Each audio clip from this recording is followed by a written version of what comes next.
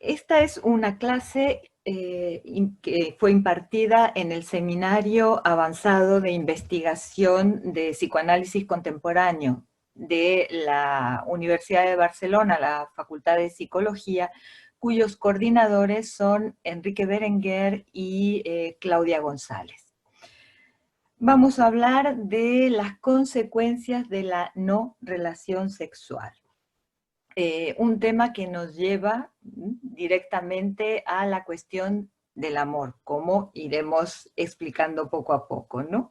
He escuchado, o he leído, mejor dicho, a una psicoanalista, una colega, Alexandra Cohen, una frase que me pareció que puede abrir realmente este tema, ¿no? Y dice así: el amor, tal y como yo lo concibo, es un acontecimiento. Y lo que el psicoanálisis me enseñó es que no hay saber sobre el amor. El amor agujerea el saber. Justamente intentaremos en esta charla y a partir de las enseñanzas de Lacan agujerear algún saber y por otro lado igual poder dar cuenta de justamente este aforismo lacaniano: no hay relación sexual, que viene a ser referencia directamente a el estar, el ser humano, el ser parlante, marcado por el lenguaje y de esta manera haber perdido esta relación natural con su cuerpo y con los otros, ¿no? Esto trae como consecuencia que no haya una sexualidad instintiva, ¿no? Programada, con un saber sobre eso, como en el caso del animal, y una separación entre lo que puede ser la biología o la anatomía y la elección subjetiva en la sexualidad. Esto llevó a Lacan a plantear el término sexuación justamente como un proceso de elección de la sexualidad, de elección sexual, que en definitiva es una elección de goce, como intentaremos dar cuenta a lo largo de esta clase. La captura del ser humano por el lenguaje da cuenta de que justamente en el lenguaje, en la palabra, hay un límite. No se puede decir todo acerca del sexo, no hay un pleno decir sobre el goce, hay una falta irreductible que nos lleva a hablar justamente de la maldición del sexo. Es decir, para el goce faltan las palabras. No hay nada inscrito en el inconsciente que dé cuenta de qué es ser un hombre o qué es ser una mujer. Y esto evidentemente trae como consecuencia el que no se pueda plantear una complementariedad o una armonía entre los sexos. Porque allí donde se busca un saber sobre cómo relacionarse con el otro sexo, se encuentra un agujero en el saber, ¿no? Un desarreglo estructural que de alguna forma ya es un anticipo en Lacan de lo que luego va a traer como fórmulas de la sexuación. Todo esto tiene efectos sobre la sexualidad y sobre el amor. La maldición del sexo es inherente al ser humano. El lenguaje afecta y desnaturaliza el cuerpo.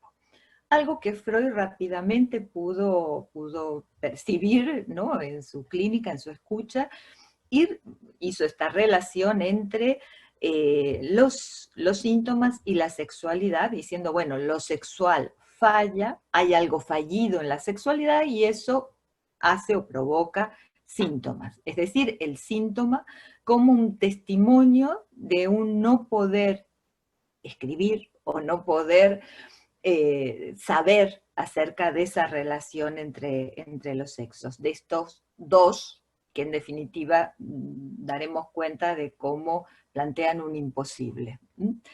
Lacan, yendo un poco más allá en algunas cuestiones que Freud, haciendo una relectura de Freud, plantea justamente el exilio de los seres sexuados frente a la sexualidad, porque lo plantea como quedando cada uno frente a su propio goce, algo que llamará el goce del uno frente al imposible goce de los dos.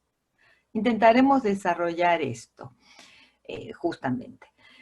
Ahora bien, frente a esa imposibilidad, no hay relación sexual, justamente el amor viene a permitir cierta unión, donde el goce plantea una separación, separa, cada uno con su propio goce, el amor viene a ser una suplencia.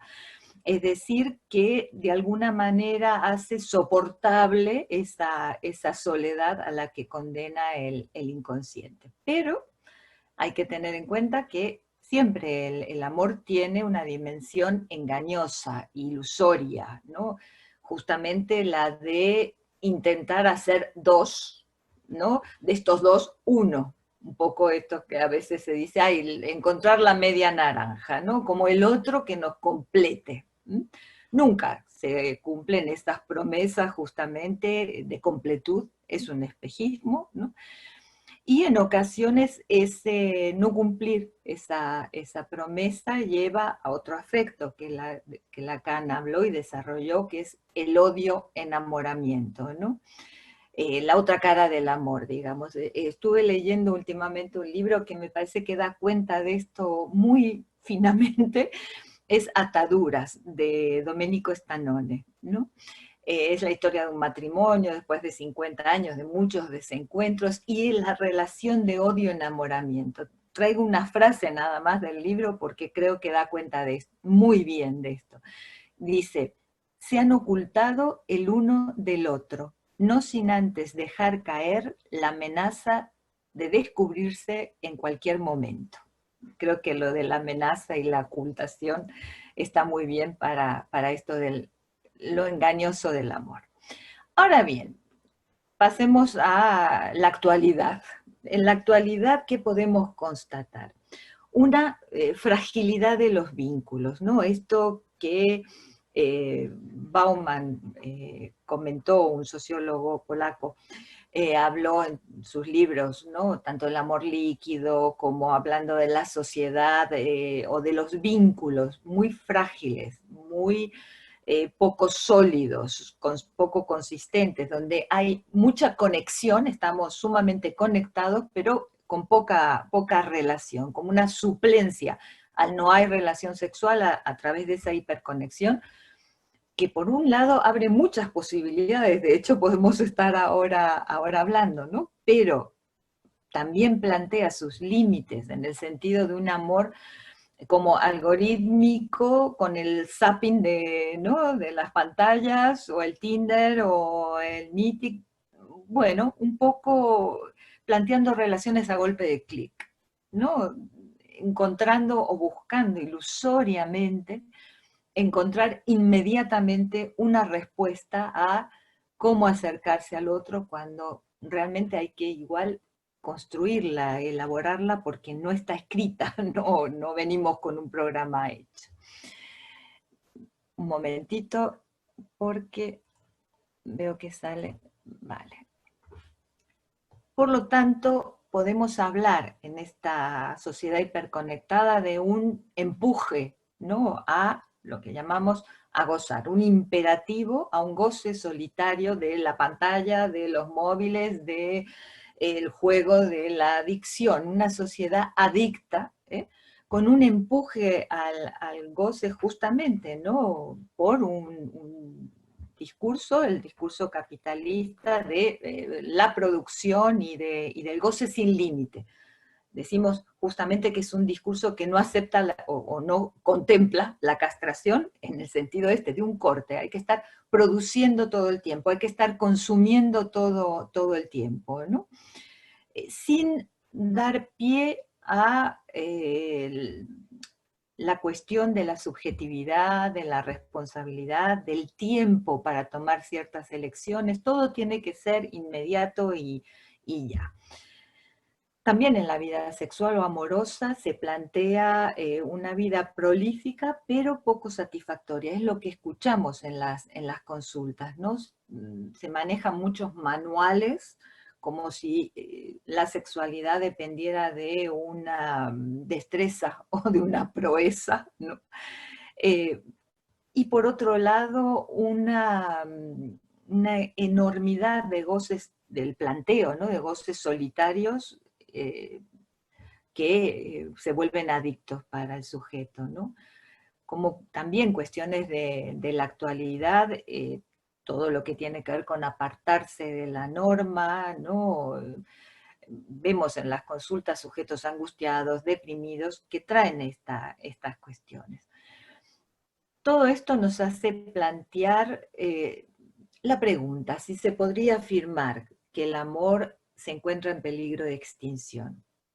Hay algo del discurso capitalista en este empuje al goce y empuje a la producción sin límite que realmente se opone a la cuestión del amor, ¿no? Quizás, no sé si hay peligro de extinción, pero sí de una reconfiguración, digamos, ¿no? Hay un pensador coreano, Boon-Chul Han, creo que así se pronuncia, que en muchos de sus libros reflexiona sobre los males contemporáneos, ¿no? Hay uno, La sociedad del cansancio, o La sociedad de la transparencia, también en otro habla de la agonía del eros, y plantea cómo la cultura de masas lo que ha ido como prostituyendo el término amor, ¿no? Haciéndolo prácticamente un producto de consumo, otro producto más, ¿no?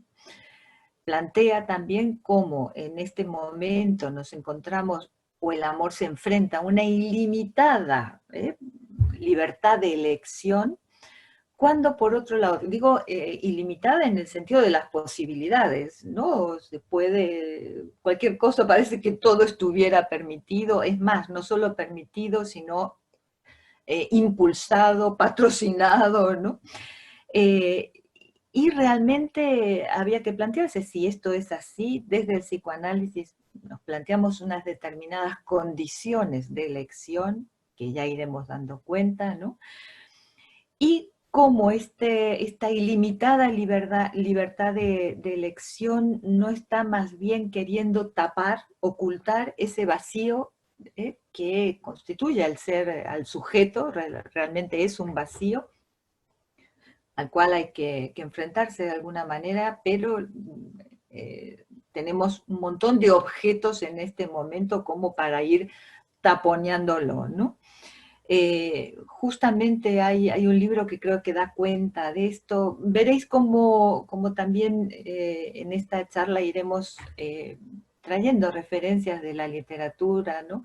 Porque a veces son muy precisas, ¿no?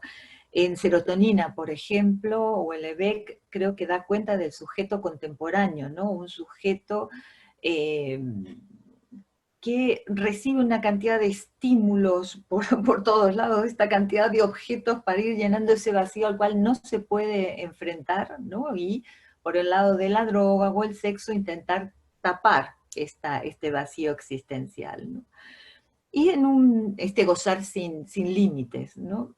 Hay una frase que me parecía en la novela que daba cuenta un poco de las cuestiones del amor, donde dice, esos arrebatos de amor que nos embargan el pecho hasta cortarnos la respiración, esas iluminaciones, esos éxtasis, inexplicables si se considera nuestra naturaleza biológica, nuestra condición de simples primates, son signos extremadamente claros. Habría que preguntarse signos claros de qué. Eh, y quizás lo de la condición de simple primates justamente es lo que el psicoanálisis y en su referencia al lenguaje y a la marca que produce, ¿no? En ese encuentro del sujeto del cuerpo con la palabra, me parece que conviene dejar ahí en suspenso, ¿no? Pero Lacan, justamente haciendo referencia a esto del signo, dirá en relación al amor, el goce del otro no es signo de amor. A ver si podemos desplegar esto. ¿De qué se trata? El goce o la satisfacción pulsional hace necesario un cuerpo, se goza de un cuerpo, ¿no? Ahora bien, hay algo de una degradación estructural de la vida erótica. ¿En qué se basa? en que se cree que se goza del cuerpo del otro, pero en realidad se goza de un objeto que despierta nuestro deseo y que colocamos en alguna medida en el goce del otro. Es decir, se goza, cuando se goza se es un objeto para el otro y se goza del cuerpo del otro, del partener, bajo esa misma modalidad. En Fragmentos de un discurso amoroso, Barthes creo que también da cuenta de esto muy explícitamente. Escribe: ¿qué despierta la especificidad de mi deseo? Gran enigma. ¿Es todo él lo que deseo? ¿Un aire? ¿Una parte de su cuerpo amado que tiene vocación de fetiche para mí? ¿Qué tenue huella? ¿Un mechón? ¿Unos dientes separados? ¿Una forma de moverse? ¿De estar? De todos esos pliegues del cuerpo tengo ganas de decir que son adorables. Adorable quiere decir, este es mi deseo en tanto que es único. ¿Cómo da cuenta, no? De que cuanto más experimenta el deseo, menos puede nombrarlo, como que hay un fracaso allí de la palabra para poder dar cuenta de este deseo que por otro lado no queda claro dónde está puesto, ¿no? Dice ese rasgo, ¿no? Ese mechón, ¿dónde está puesto? Bueno, todas estas son cuestiones para, insisto, hacer suplir esa falta de definición clara en el inconsciente de qué es un hombre, qué es una mujer. Allí hay algo de una relación, como he dicho, del sujeto con su propio objeto, algo que en psicoanálisis llamamos el fantasma como la forma de gozar de cada uno, y que separa del otro. En La mujer singular y la ciudad, Vivian Gornick, que es una periodista y escritora americana, feminista, muy interesante en lo que escribe, son relatos autobiográficos. Da cuenta de esta separación, ¿no? Entre hombres, entre los dos sexos, digamos. Dice: por primera, aunque no por última vez, sentí de manera consciente que los hombres eran de una especie distinta de la mía, distinta y extraña. Era como si una membrana invisible hubiera caído entre mi amante y yo. Una lo suficientemente fina para ser penetrada por el deseo, pero lo suficientemente opaca para ocultar la hermandad entre los seres humanos. La persona que había al otro lado de la membrana me parecía tan irreal como yo suponía debía parecerle a él. Creo que es una forma preciosa de dar cuenta de este malentendido entre los sexos, esta separación, dice Lacan, ese muro, ¿no?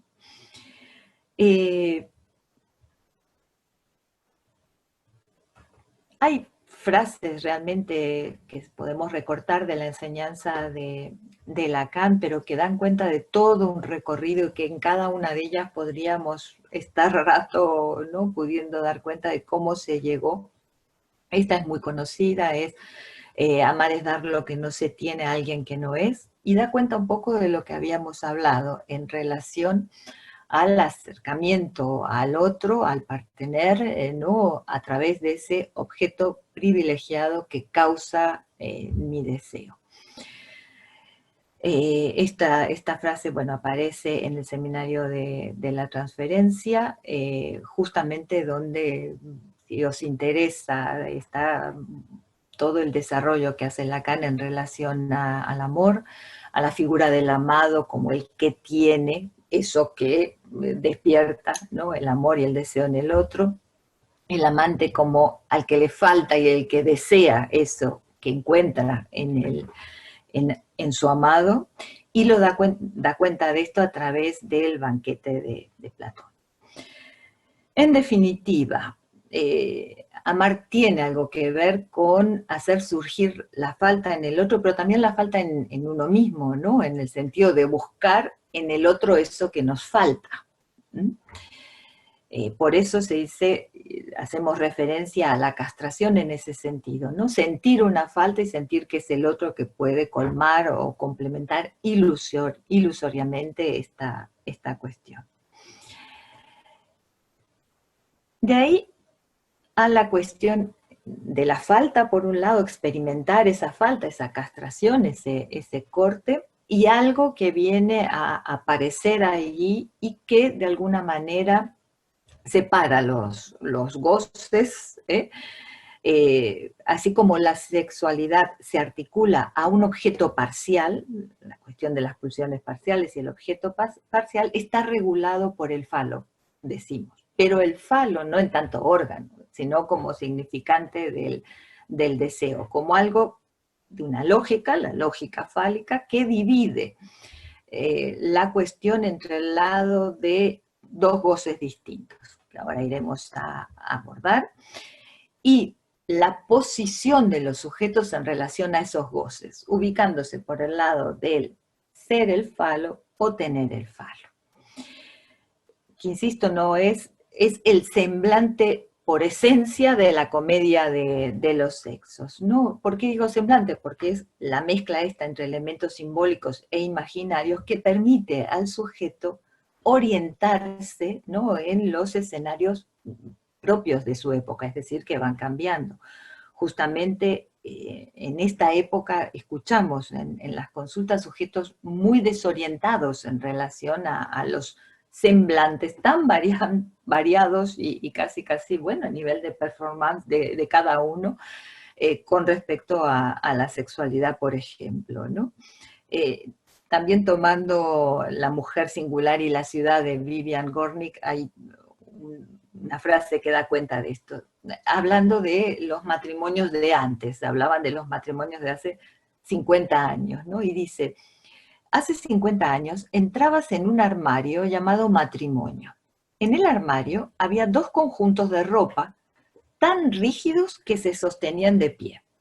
La mujer se ponía el vestido llamado esposa, entre comillas, y el hombre el traje llamado marido. Y eso era todo. Desaparecías dentro de la ropa. Nosotros hoy suspendemos. Nos quedamos aquí de pie desnudos. Eso es todo. Hay realmente una caída, ¿no?, de cierta cuestión en relación a todo esto que hace que los sujetos se muestren un poco más desorientados, ¿no? Por un lado, hablábamos de este semblante fálico que divide, que hace que los sujetos se ubiquen, ¿no?, en relación a dos goces de los que iremos hablando, mediados o regulados por esta cuestión del falo o por la lógica fálica, por el objeto, como habíamos hablado, el objeto A, ese objeto causa de deseo, y por el síntoma, Son estas tres cuestiones que de alguna forma regulan el lazo, posibilitan o hacen obstáculo también a la relación, porque el amor tiene algo de azar, es un encuentro en definitiva, tiene algo de azaroso de por sí, de engaño, de espejismo y también de azar. También porque el deseo se opone a cualquier norma, no es algo, como decíamos, programado, es algo muy singular, no hay una norma establecida, es para cada uno distinto, lo que da pie también a tantos malos entendidos, ¿no? Hay una cierta ignorancia en ese saber que se desea o por qué se ama a alguien, se ignoran ciertas cuestiones que se vuelven enigmáticas, ¿no? Lo que sí queda claro es que así como el goce tiende a separar, lo que hablábamos de los goces distintos, ¿no?, el goce del uno, el goce fálico, el goce del órgano, más por el lado, si tenemos en cuenta las fórmulas de la sexuación de Lacan, más por el lado macho, ¿no?, más presente por ese lado, a ese otro goce en la posición femenina, ¿no?, que no toda está en la lógica fálica o en el goce fálico, sino que hay algo no toda a ese goce. Y es a eso que se le llamó otro goce, muy enigmático, que la hace también a la mujer otra para sí misma, ya ni qué decir para los otros, para los hombres, ¿no? Y esta distinta posición del goce, tanto de un lado hembra o lado macho, de las fórmulas de la sexuación, esto no tiene que ver con cuestiones de género, ni biológicas, ni anatómicas, sino, insisto, de cómo se ubican frente a esos goces, también tienen su repercusión o consecuencias o efectos en la relación amorosa, ¿no? Por el lado del hombre, Lacan habló de una condición, la condición fetichista, es decir, buscar en la mujer ese objeto privilegiado que le hace gozar y al que la mujer tiene su habilidad en poder encarnar en determinados momentos, ¿no? Ese rasgo, cuando dice fetichista, puede ser de cualquier tipo, lo que decíamos antes, ese detalle adorable de Barthes, ¿no? Por el lado hembra, quizás, por el lado femenino, la condición de amor erotómana, ¿no? La demanda infinita de amor, pero de amor puesto en palabras, es decir, pidiendo, demandando a su partener que explicite que le hace falta ella, ¿no? Que le hace falta también literalmente, ¿no? Que no es solamente que es necesaria, sino que le hace falta, de ahí que lo tenga que poner en palabras. Poner en palabras ya es una forma de perder, de asumir esa castración por justamente lo que hablábamos del malentendido estructural, de ese problema estructural de no tener todas las palabras para dar cuenta de todo. Hablar ya es perder algo, ¿no? Ahí podríamos plantear que justamente el sujeto que no consiente a su castración tiene serias dificultades o está impedido para amar, ¿no? En definitiva, ya terminando, hablábamos del amor con esta condición de ignorancia o de enigma, de esa necesidad por parte del amor de hacer existir al otro, como que el otro nos vendría a dar una definición de nosotros mismos, la verdad acerca de nosotros mismos, que no la tiene ni el otro ni nadie, ¿no? Luego hay muchas cuestiones que Miller, por ejemplo, en la pareja y el amor, hablando de la suplencia, por el lado del amor, de la falta de escritura de la relación sexual, habla de los distintos tipos de amor, el amor narcisista o anaclítico. El narcisista y anaclítico ya Freud lo hablaba. El narcisista está claro en relación a ese ideal del yo, o el yo ideal. Por el lado anaclítico, esa elección de objeto amoroso en relación a las primeras relaciones, ¿no? El modelo más edípico, digamos. El amor fantasmático en relación a sostener, por esto que decíamos del fantasma como la relación del sujeto con su propio objeto y del goce. Y por otro lado, esto está más aquí, la cuestión del amor como síntoma, ¿no? Me parece que esto ya da cuenta de quizás lo que tiene que ver con un análisis, un final de análisis, donde algo de una conclusión apunta a un amor más lúcido, ¿sí? Sintomático, sí, quizás, y quizás por el lado de la mujer como menos demandante, menos pesada en esa demanda de amor infinita, y quizás por el lado hombre, hombres menos embrutecidos por el goce del órgano. Creo que quizás aquí podríamos concluir, y creo que tomará la palabra Julieta, en relación bueno, dejar ciertas cuestiones para poder ser retomadas por el lado del amor como una experiencia sintomática que apunta a un síntoma, que hace síntoma para cada uno, y el amor como lo que permite al goce condescender al deseo, es decir, que de alguna forma une la cuestión del goce y la cuestión del deseo. Quizás habría más cuestiones por el lado del erotismo, pero lo dejamos para charlarlo entre todos, si os parece. Julieta, te doy la palabra.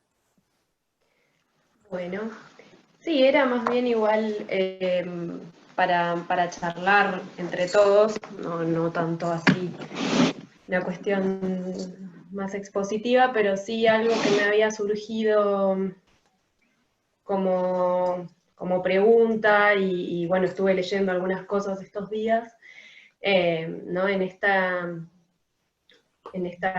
forma de pensar al amor como suplencia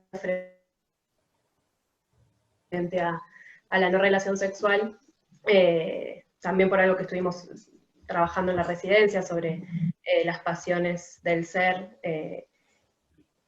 A veces es difícil como separar al amor de su versión más neurótica, digamos, o separarlo de pensarlo por fuera de la neurosis. Eh, Recuerdo un texto que habíamos leído para la residencia que hacía alguna distinción que tal vez estaba bueno para pensar, muy en relación con lo que planteaste casi a lo último recién, del amor en su forma más sintomática con TH, y el amor más relacionado a la neurosis o al síntoma, ¿no? Y al síntoma también en su costado de padecimiento. Que recuerdo que había un texto que planteaba esto y hacía algo así como una distinción entre pensar más bien las pasiones del neurótico y diferenciarlas de lo que serían finalmente las pasiones del ser, y ubicando algo del amor en esta versión más del lado del síntoma, ¿no? Como, bueno, obviamente un arreglo o sí, algo del lado de la solución frente a la falta, pero bueno, haciendo distinción de esta otra forma, muy sintomática del amor, pero muy sintomática también en el orden del padecimiento y de la neurosis, donde también algo del enloquecimiento, tal vez por el lado más narcisista y de lo especular, aparece. Y en todo esto, bueno, se me ocurría también pensar en torno a algo que se dio con una paciente muy joven, también muy metida en algo del discurso actual, ¿no? Muy atravesada por las cuestiones de la actualidad. Por estas versiones que a veces toma el discurso capitalista, que parecen por momentos muy inclusivas, pero a la vez son muy segregativas. Entonces, ella estaba, bueno, es más bien, se identifica con el feminismo, bueno, con estos movimientos muy del igual para todos y que todo debería ser para todos, que a ella la terminaba dejando muy enloquecida a la hora de pensar el amor. ¿Por qué? Porque a ella se le jugaba que la forma correcta de amar en este momento debería ser del orden del poliamor, o lo que se llama ahora las múltiples parejas. Sí, sí. Porque esa era la forma más, bueno, algo de esto de que el otro no sería un objeto, bueno, un poco querer borrar estas condiciones, ¿no? De esto que vos planteabas, donde, bueno, todos terminamos un poco o cediendo algo en tanto objeto, o al poner el cuerpo ahí, el cuerpo se pone en tanto objeto, bueno, y había algo del rechazar totalmente o el no poder hacer con la castración, a lo que ella solapaba esta versión del poliamor, digamos. Entonces no era una versión del poliamor tomada desde la castración, sino más bien un intento de un no querer saber nada con eso. Entonces la consecuencia era que de verdad terminaba muy enloquecida, porque había cosas que a ella le pasaban que no las podía negar hay como una especie sí, parece que una especie de manual del poliamor, de cómo uno tendría que que querer al otro y algo de la responsabilidad afectiva. Bueno, aparece algo de la falta taponado todo el tiempo por un cómo debería ser. Sí, sí, sí. Y bueno, bueno, me parecía como muy algo que tienen los discursos actuales, como decíamos la otra vez, bueno, que salió en la conversación con los chicos, que tal vez detrás del para todos y de lo que sería un discurso muy universal, se termina perdiendo, ¿no?, la cuestión subjetiva y de la responsabilidad de cada quien de cómo posicionarse frente a eso. Sí, porque en relación justamente a lo que tú decías, ¿no? Del discurso capitalista y cómo afecta en esto de la producción y el no límite, ¿no? También me hizo recordar este filósofo coreano, ¿no? Que plantea justamente cómo se ha ido prostituyendo el término amor, haciéndolo casi como un objeto de consumo más, ¿no? Entonces también por el lado del poliamor o las diversas manifestaciones, ¿no? Nuevos tipos de familia, que también es otra charla que hemos dado, cómo se va estructurando o reconfigurando, ¿no? Este término y las diferentes formas de manifestarse, las diferentes invenciones, ¿no? Pero que en definitiva son la forma de ir quizás intentando suplir o hacer con ese fallo estructural y con eso que no, para lo cual no hay una respuesta, ¿no? Hemos intentado en la charla de hoy, más bien, más que dar respuestas, justamente plantear preguntas, ¿no? Entonces, si os parece, Bueno, sí, cerramos, tal cerramos cual. aquí. Dale, sí, sí, Sí, bueno, cierro con algo justamente. que me hiciste pensar que, claro, bueno, me parece que algo de este pasaje del amor, del amor como síntoma en su versión más neurótica al amor sintomático, ¿no? Como del orden del síntoma, me parece que algo de la entrada dentro del discurso analítico, al devolver un poco la pregunta o al abrir lugar para la pregunta ahí y que las respuestas no queden coaguladas, bueno, es como algo de lo que permite tal vez esa direccionalidad, porque no porque el poliamor en todas sus versiones, esto pues como un eslogan, digamos, el poliamor no es que sea algo que esté mal, ni algo a criticar, ni mucho menos, pero me parece que depende totalmente del lugar donde está posicionado el sujeto, ¿no? Si Justamente, y no cómo se hace esto, lugar a la castración ahí, no va a haber, bueno, no cómo sé se si va a juega para cada uno y desde su posición y su elección, evidentemente, sexuada y elección de gozo. Bueno.